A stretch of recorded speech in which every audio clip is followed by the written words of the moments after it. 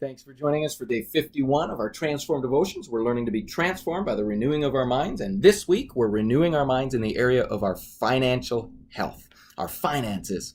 Of course, that's a big area of life, and it goes right after our hearts, right after the jugular of what it means to have Jesus as Lord of our lives. Proverbs chapter 3, verse 9 and 10 says, "Honor the Lord with your wealth, with the first fruits of all your crops. Then your barns will be filled to overflowing, and your vats will brim over with new wine." So we're talking about honoring God with our money.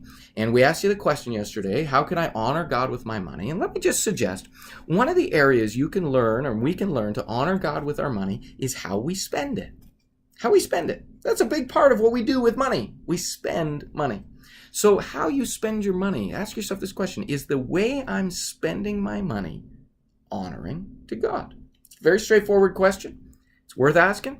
It's worth looking through your bank statement, your Visa bill, your however you track your finances, and just ask this question: how am I honoring God in the way I spend my money? And is there something I could change this week? Because remember, we're talking about transformation. Is there a change I could make this week that would help me be more honoring to God with the way I spend my money? And then here's the deal. If you can figure out what that area is, and you make that shift, you are being transformed. And how are you being transformed? By renewing your mind to the way God thinks about things. Honor the Lord with your wealth. That's what God's word says.